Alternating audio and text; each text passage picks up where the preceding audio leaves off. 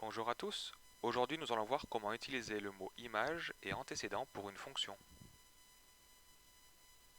Alors on va commencer par utiliser le mot image.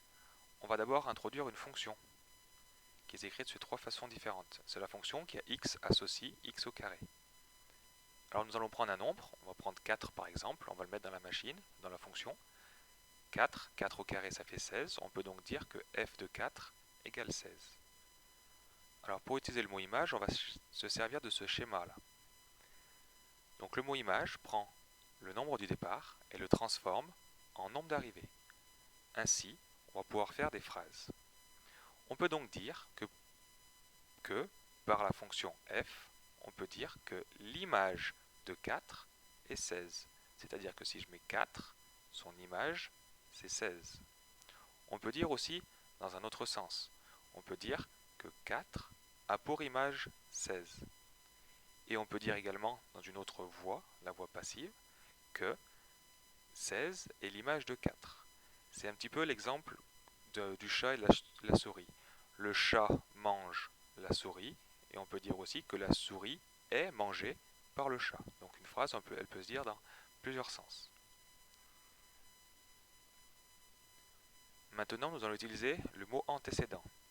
Alors nous allons prendre la même fonction, et on a toujours f de 4 égale 16.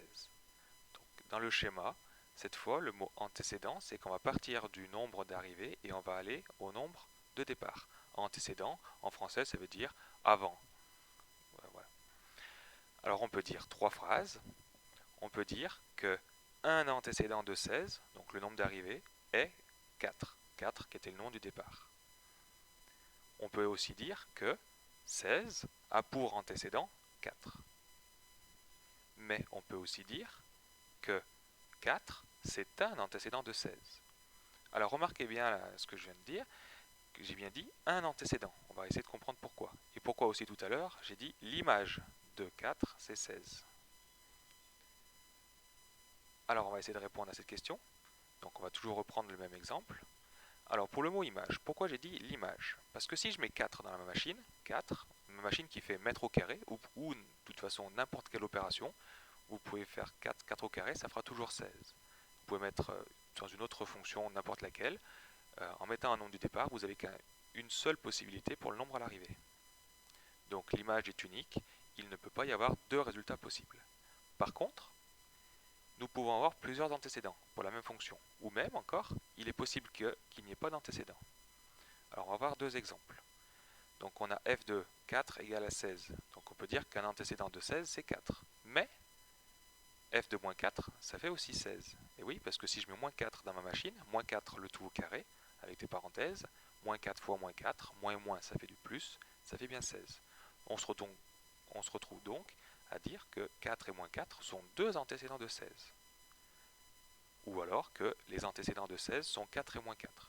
Donc là, les deux antécédents qu'on a obtenus sont opposés l'un par rapport à l'autre. Ça vient de la fonction carré. Ça ne marche pas pour toutes les fonctions. C'est un cas particulier. Ce n'est pas forcément 4 et son opposé.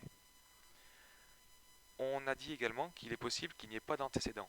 On va voir un cas de figure. Donc, il est impossible de trouver un antécédent de moins 9, par exemple. Si on cherche un antécédent de moins 9, on cherche un nombre tel que, si je le mets dans la machine, on obtient moins 9.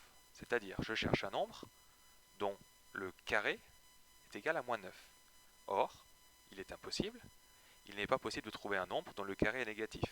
Parce qu'on sait que grâce à la règle des signes, que quand on multiplie deux nombres négatifs, ça fait positif. Donc on risque jamais d'obtenir un nombre négatif. Donc on peut dire que moins 9, et autrement dit, tous les nombres négatifs n'ont pas d'antécédent par cette fonction.